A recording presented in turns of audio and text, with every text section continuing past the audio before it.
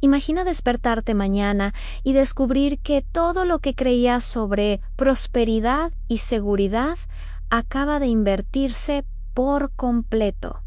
El norte ya no protege, el sur ya no expulsa, y lo más perturbador es que nadie lo anunció. Simplemente está sucediendo bajo el radar de los grandes medios, en silencio, con maletas en mano y billetes de ida. Hay algo sucediendo ahora mismo entre Norteamérica y Latinoamérica que desafía décadas de lógica migratoria. Y lo más inquietante es que quienes lo están viviendo prefieren no hablar demasiado de ello, como si temiesen que al nombrarlo en voz alta la ventana se cierre. Piensa en esto por un momento. Durante casi 100 años, el movimiento fue claro.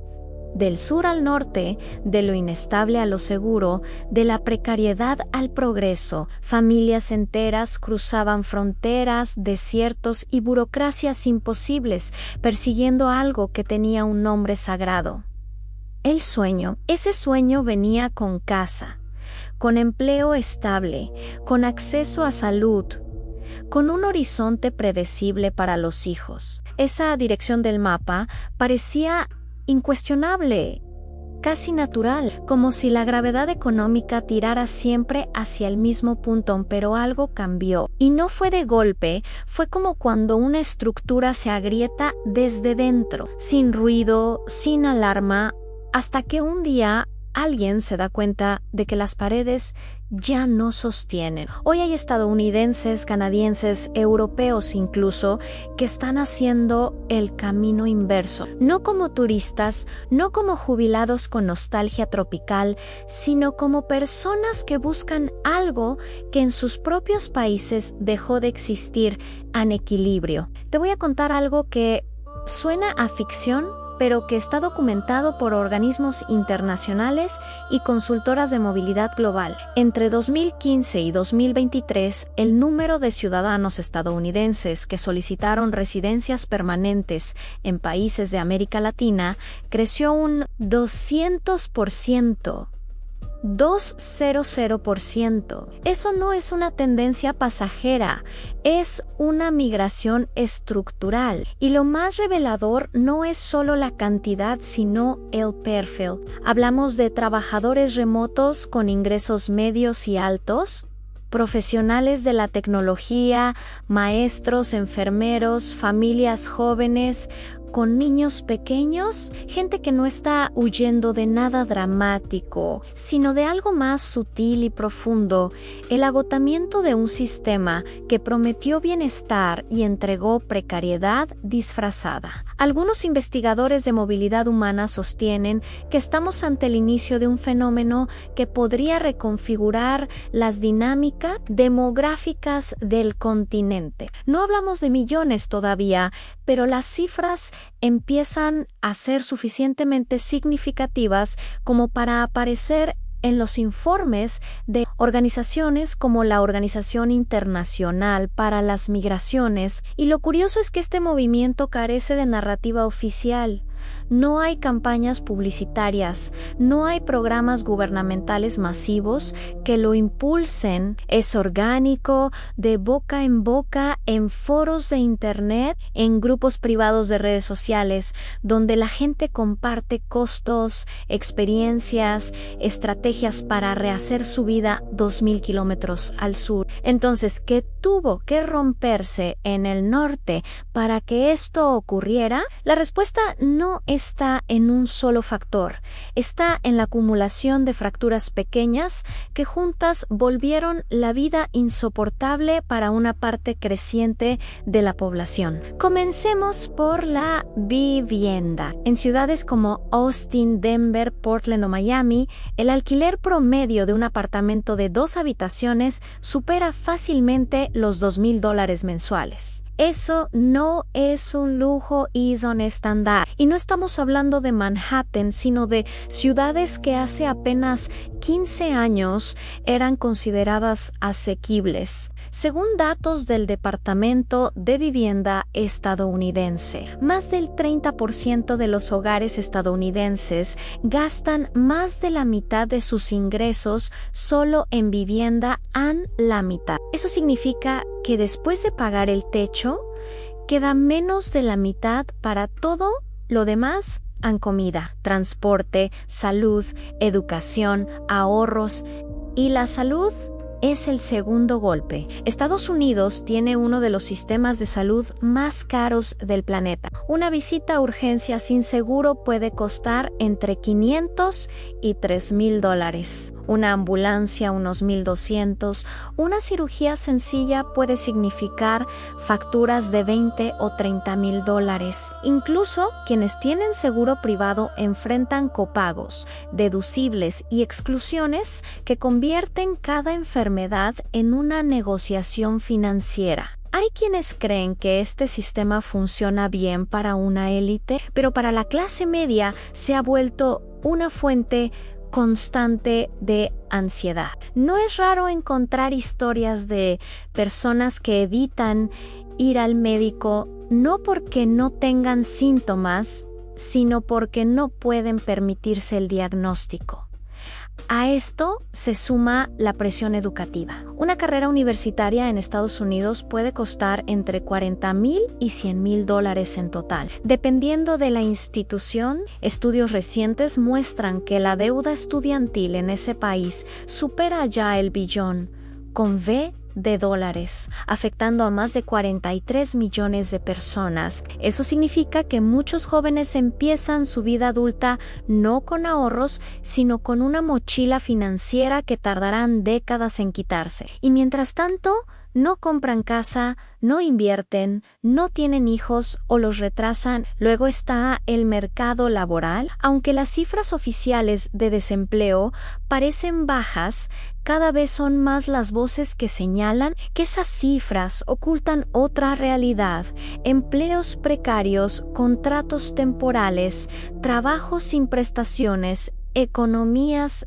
gig, donde no hay seguridad, ni vacaciones pagadas, ni jubilación garantizada. Trabajar ya no asegura estabilidad. Eso genera una sensación de fragilidad permanente, un despido, una enfermedad, un gasto imprevisto, y todo el castillo de naipes se derrumba. Entonces llega el momento en que alguien hace cuentas y descubre algo brutal. Con el mismo salario remoto que apenas le alcanza para sobrevivir en una ciudad estadounidense, puede vivir con holgura en Ciudad de México, en Medellín, en Buenos Aires, en San José de Costa Rica. Puede alquilar un apartamento amplio por una fracción del costo. Puede acceder a atención médica privada por menos de lo que pagaba de copago mensual. Puede salir a cenar sin calcular cada plato. Puede simplemente respirar. Hay una teoría que circula entre analistas de tendencias globales, aunque no está confirmada oficialmente, que sostiene que este movimiento silencioso es en realidad una válvula de escape del capitalismo tardío, es decir, el sistema expulsa a quienes ya no puede incluir sin colapsarse. Algunos lo ven como una traición, otros como una liberación, pero lo cierto es que está ocurriendo, y cada vez con menos disimulo. Ciudad de México, por ejemplo, ha visto un incremento notable en comunidades de expatriados, especialmente en barrios como Roma, Condesa, Polanco. Medellín en Colombia pasó de ser una ciudad asociada a conflictos a convertirse en uno de los destinos preferidos para nómadas digitales. Buenos Aires, con su infraestructura cultural, su oferta gastronómica y su estilo europeo, atrae cada vez más a quienes buscan calidad de vida sin sacrificar conexión con el mundo. Y luego están ciudades más pequeñas en Mérida, en México, Cuenca, en Ecuador, Antigua en Guatemala, lugares que antes apenas figuraban en los mapas turísticos y que ahora tienen barrios enteros donde se habla inglés en las cafeterías. Esto genera una paradoja incómoda. Latinoamérica, que durante décadas vio partir a su gente, ahora recibe a quienes antes representaban el destino soñado. Y ese flujo no es neutral. Trae dinero, sí, pero también trae presión. Los alquileres en ciertos barrios de Ciudad de México subieron hasta un 50% en apenas 3 años. En Medellín, vecinos locales han denunciado que ya no pueden costear vivir en los barrios donde nacieron. Hay quienes interpretan esto como una forma de colonización suave, otros como una oportunidad económica mal gestionada. La pregunta clave es esta: ¿puede América Latina absorber este flujo sin repetir los errores que hicieron insostenible al norte? Porque si la región simplemente copia el modelo especulación inmobiliaria descontrolada, servicios privatizados para élites, segregación social, entonces lo único que estará haciendo es importar el mismo problema con retraso. Pero si aprende, si regula, si protege a sus comunidades mientras integra a quienes llegan, puede construir algo distinto, un modelo de ciudad más humano, más equilibrado, donde el crecimiento no signifique expulsión. Trabajos de campo recientes en urbanismo muestran que las ciudades más exitosas del futuro no serán las más ricas, sino las más habitables. Y habitabilidad no se mide solo en infraestructura, se mide en tiempo libre, en acceso a cultura, en posibilidad de caminar sin miedo, en poder enfermarse sin quebrar, en tener un techo sin hipotecar 30 años de vida. En esos términos, varias ciudades latinoamericanas están mejor posicionadas que muchas metrópolis del norte. Pero cuidado, este refugio no es automático ni permanente. Depende de decisiones políticas concretas. Regulación de alquileres para evitar burbujas. Inversión en transporte público. Acceso universal a salud que no dependa del poder adquisitivo. Protección de espacios públicos. Si esas decisiones no se toman, el refugio se convierte en espejismo. Y dentro de 10 años América Latina estará expulsando de nuevo, solo que esta vez sin rumbo claro. Lo fascinante de este momento es que nadie lo diseñó. No hubo cumbre internacional, no hubo tratado. Fue la suma de miles de decisiones individuales tomadas en paralelo. Personas cansadas de un sistema que dejó de cumplir su parte del contrato. Y cuando suficientes personas toman la misma decisión en silencio, el mapa se reescribe solo. Entonces, ¿qué significa esto para el futuro? Si esta tendencia continúa, y varios indicadores sugieren que sí, estaremos ante una redistribución del poder simbólico. Porque el poder no solo está en ejércitos o economías, está en donde la gente quiere vivir. Y si el norte deja de ser sinónimo de bienestar, su capacidad de imponer modelos se erosiona. Si el sur empieza a ser visto como espacio viable, su autoestima colectiva cambia, su posición negociadora cambia, su narrativa cambia. América Latina tiene ahora una oportunidad histórica que no puede desperdiciar. Puede demostrar que el bienestar no requiere ser potencia militar, que la calidad de vida no depende de pertenecer al club de los ricos, que hay otras formas de organizar sociedades, economías, ciudades, pero para eso necesita madurez política, visión de largo plazo y valentía para no venderse al mejor postor. Lo más inquietante de todo esto es que los gobiernos latinoamericanos están empezando a darse cuenta, y no todos están preparados para gestionarlo. Algunos países han reaccionado con pánico mal disimulado. En México, funcionarios de inmigración reportan que el sistema de visas de residencia temporal para estadounidenses y canadienses ha colapsado en varias ocasiones durante los últimos 2 años. Las citas se agotan en minutos, como si fuera la preventa de entradas para un concierto, Hay consulados que han tenido que contratar personal extra solo para procesar solicitudes de personas que quieren mudarse permanentemente. Esto no estaba en ningún manual. Costa Rica implementó en silencio nuevos requisitos financieros para residentes extranjeros después de que pequeños pueblos costeros como Tamarindo o Manuel Antonio comenzaran a experimentar lo que los lugareños describen como una invasión civilizada. De la noche a la mañana, cafeterías que llevaban 30 años sirviendo gallo pinto a $2 comenzaron a ofrecer brunch a 15. Los pescadores locales descubrieron que ya no podían pagar el alquiler en pueblos donde sus familias habían vivido durante generaciones. Pero hay algo más profundo ocurriendo aquí. Algo que va más allá de la simple gentrificación. Según algunos sociólogos que estudian migraciones contemporáneas, estamos presenciando el primer gran éxodo de clase media de un imperio hacia su periferia en la historia moderna. Eso no tiene precedentes. Cuando Roma se desmoronó, los ciudadanos romanos no se mudaron masivamente a las provincias buscando mejor calidad de vida. Cuando el Imperio Británico entró en declive, los londinenses no emigraron en masa a la India o Sudáfrica, esperando encontrar estabilidad económica. Lo que está pasando ahora desafía la lógica histórica tradicional. Y las implicaciones son enormes. Veamos los números con más detalle. Uruguay, un país de apenas 3,5 millones de habitantes, vio triplicarse las solicitudes de residencia por parte de estadounidenses entre 2020 y 2023. En Montevideo, barrios como Pocitos o Carrasco han desarrollado lo que algunos residentes llaman enclaves norteamericanos. Supermercados que venden productos importados que antes nadie conocía. Colegios bilingües que aparecieron de la nada.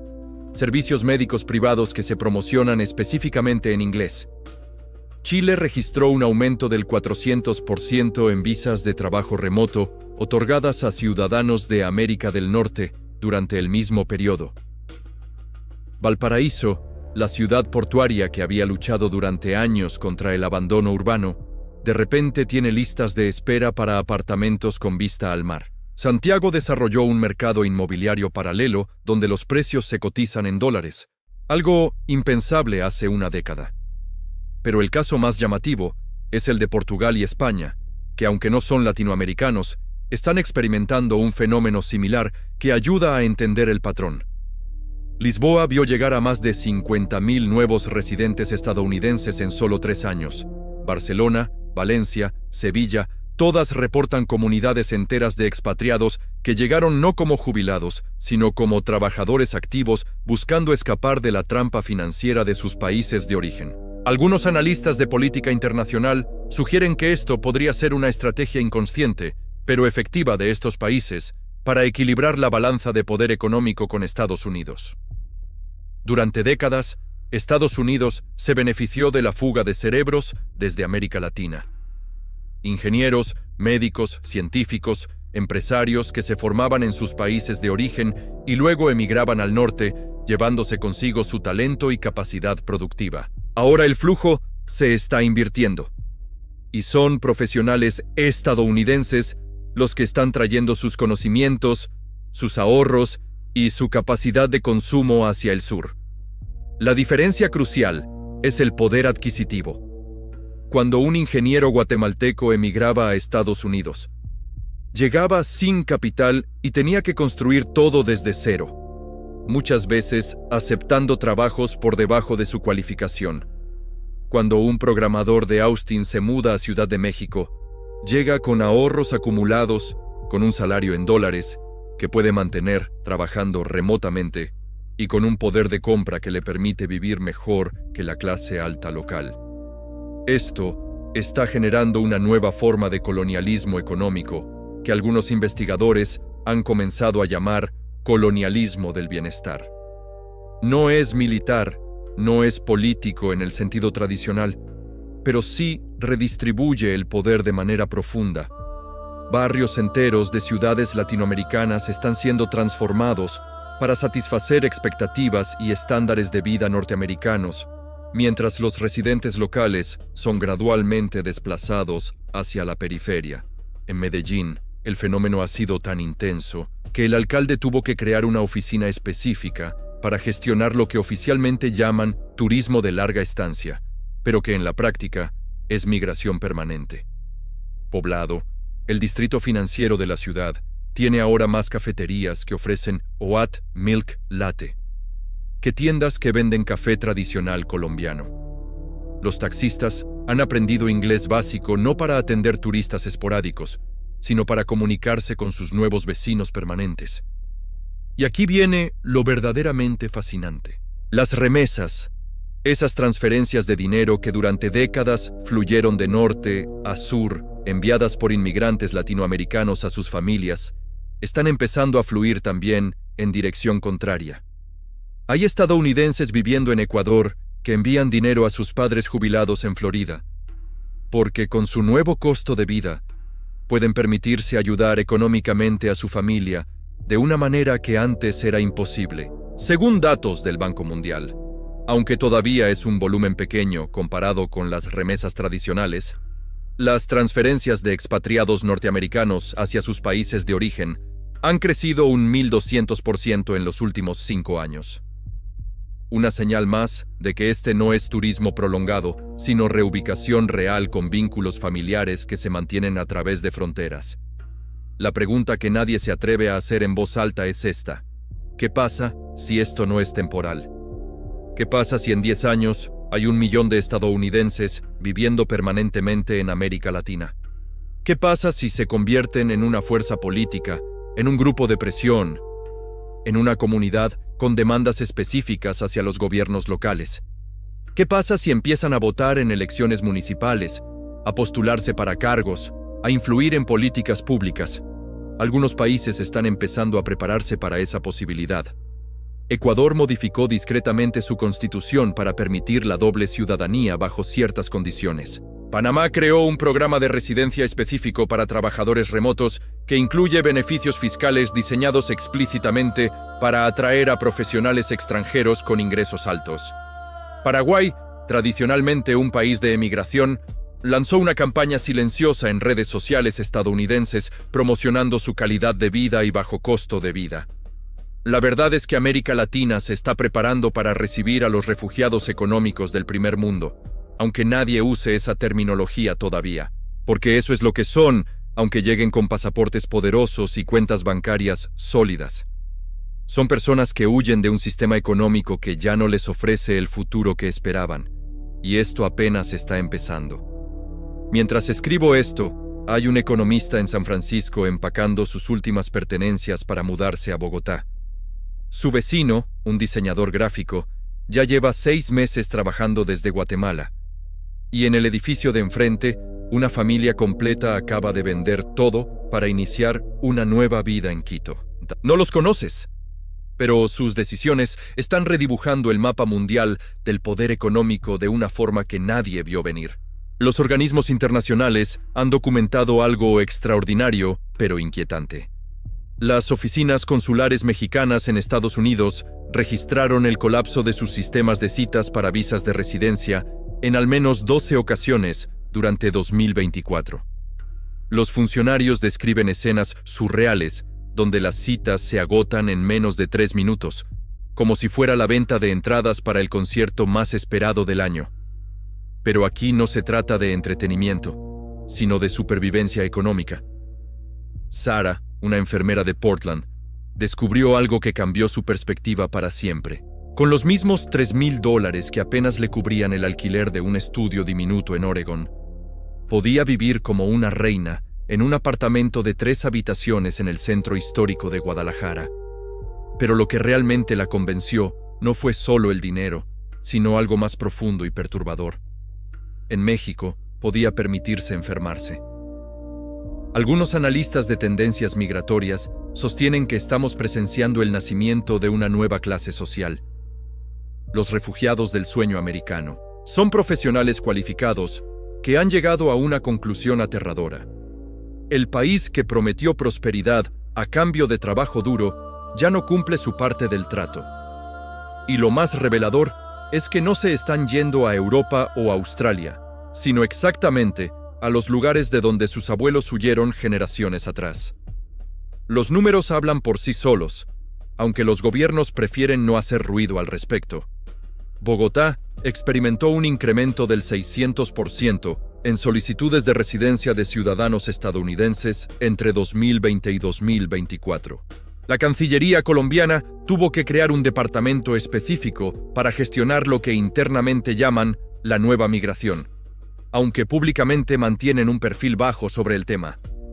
En Brasil, el fenómeno ha adquirido dimensiones casi cinematográficas. Florianópolis, una ciudad costera que antes era conocida principalmente por sus playas, ahora tiene barrios enteros donde los carteles de "se alquila" están escritos en inglés. Los lugareños han comenzado a referirse a ciertas zonas como Little Silicon Valley, no con orgullo, sino con una mezcla de fascinación y preocupación. Pero aquí surge algo verdaderamente extraordinario que desafía toda lógica histórica. Por primera vez en la historia moderna, las remesas están fluyendo de sur a norte. Mark, un programador que se mudó de Seattle a Lima hace 2 años, ahora envía $500 mensuales a sus padres jubilados en Washington. Con su costo de vida reducido, puede permitirse algo que era impensable cuando vivía en Estados Unidos: ser el sostén económico de su familia. Investigadores de la Universidad de Georgetown han desarrollado una teoría que podría explicar este fenómeno aparentemente irracional. Según sus estudios, estaríamos ante la primera migración de calidad de vida de la historia. A diferencia de las migraciones tradicionales motivadas por guerras, persecución o pobreza extrema, esta nueva ola migratoria está impulsada por algo mucho más sutil: la búsqueda de una vida digna a un precio razonable. Los datos más sorprendentes vienen de un lugar inesperado: las clínicas dentales. En Cartagena, Colombia, 3 clínicas han reportado que más del 60% de sus pacientes internacionales ya no son turistas de salud temporales, sino residentes estadounidenses permanentes. El doctor Ramírez, odontólogo con 20 años de experiencia, cuenta que muchos de sus pacientes le confiesan que se mudaron a Colombia específicamente porque aquí pueden permitirse cuidar su salud sin arruinarse. Argentina presenta un caso particularmente fascinante. Buenos Aires, que durante décadas expulsó a su clase media hacia el extranjero, ahora está recibiendo a la clase media estadounidense que huye de la inflación inmobiliaria de su propio país. Es una ironía histórica que nadie podría haber predicho. Argentinos que emigraron a Miami en los 90 ahora ven llegar a sus vecinos estadounidenses buscando en Buenos Aires lo que ellos fueron a buscar al norte. Sin embargo, no todo es positivo en esta historia. Investigadores de desarrollo urbano han identificado lo que llaman gentrificación internacional acelerada. En menos de 3 años, el barrio de La Candelaria en Bogotá vio aumentar sus alquileres en un 800%. Familias que llevaban generaciones viviendo en el centro histórico de la ciudad fueron desplazadas hacia la periferia, no por políticas gubernamentales, sino por la simple imposibilidad de competir económicamente con inquilinos que ganan en dólares. El caso más extremo se ha documentado en Cumbayá, un valle cerca de Quito. Este pequeño pueblo ecuatoriano de 15.000 habitantes ahora tiene más residentes estadounidenses por metro cuadrado que muchas ciudades de Florida. Los precios de los productos básicos en el supermercado local se triplicaron cuando los comerciantes se dieron cuenta de que sus nuevos clientes podían pagar precios estadounidenses por productos ecuatorianos. Antropólogos especializados en migraciones contemporáneas han identificado un patrón inquietante en los testimonios de estos nuevos inmigrantes.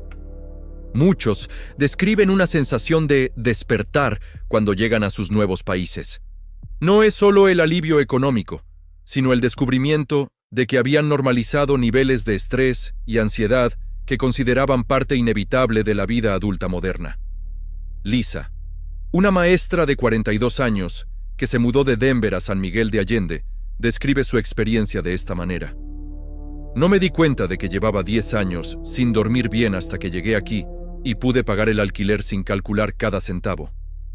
Por primera vez en una década, Pude permitirme el lujo de enfermarse sin que fuera una catástrofe financiera. Los gobiernos latinoamericanos están respondiendo a esta nueva realidad de formas muy diferentes.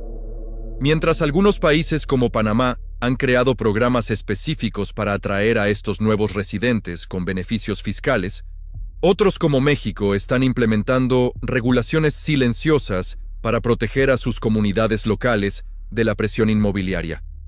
Costa Rica desarrolló lo que internamente llaman el modelo de integración controlada. Nuevos residentes extranjeros deben demostrar no solo solvencia económica, sino también compromiso con la comunidad local. Deben tomar clases de español, participar en proyectos comunitarios y contratar servicios locales en lugar de crear enclaves aislados. Pero quizás lo más revelador de todo este fenómeno es lo que está ocurriendo con los niños. Colegios internacionales que antes atendían principalmente a hijos de diplomáticos o ejecutivos de multinacionales, ahora están llenos de niños estadounidenses cuyos padres decidieron que querían criar a sus hijos en un entorno donde la educación universitaria no signifique décadas de deuda. Emma, de 8 años, hija de padres que se mudaron de Chicago a Medellín, ahora habla 3 idiomas y puede caminar sola al colegio por primera vez en su vida. Su madre confiesa que la decisión de emigrar no fue solo económica, sino también sobre el tipo de infancia que quería para su hija. Aquí puede ser niña sin que tengamos que programar cada minuto de su tiempo o preocuparnos por su seguridad constante. Economistas internacionales han comenzado a referirse a este fenómeno como arbitraje geográfico de calidad de vida. Es una estrategia que solo es posible en la era del trabajo remoto, donde la ubicación física ya no determina los ingresos. Pero las implicaciones van mucho más allá de decisiones individuales. Si esta tendencia continúa al ritmo actual, algunos modelos predictivos sugieren que para 2030 podríamos ver comunidades de más de 100.000 estadounidenses en ciudades como Medellín, Quito o San José. Eso convertiría a estas comunidades en fuerzas políticas y económicas que ningún gobierno local puede ignorar. Lo más inquietante de todo es que este movimiento está ocurriendo completamente fuera del radar de los grandes medios estadounidenses. Mientras el debate político se centra en la inmigración hacia Estados Unidos, nadie está hablando de la emigración desde Estados Unidos. Es como si el país hubiera decidido colectivamente ignorar que una parte de su clase media está votando con los pies y marchándose definitivamente. Y aquí viene el dato más sorprendente de todos. Según informes internos del Departamento de Estado estadounidense, más ciudadanos americanos renunciaron a su ciudadanía en 2023 que en toda la década anterior combinada. No para evitar impuestos, como hacían los ultrarricos tradicionalmente, sino para empezar de nuevo, con documentos que les permitan vivir vidas más simples y asequibles en países que antes consideraban en desarrollo. El futuro que se está dibujando es uno que nadie predijo. América Latina, que durante un siglo fue vista como la fuente de mano de obra barata para el norte, ahora se está convirtiendo en el refugio de la clase media norteamericana, que ya no puede permitirse el costo de su propio sueño americano. Y lo más perturbador es que esto apenas está empezando. La pregunta que nadie se atreve a formular es simple pero aterradora. Si esta tendencia continúa dentro de 20 años, ¿dónde quedará América como símbolo de prosperidad y oportunidad cuando su propia gente esté buscando esas mismas cosas 2.000 kilómetros más al sur?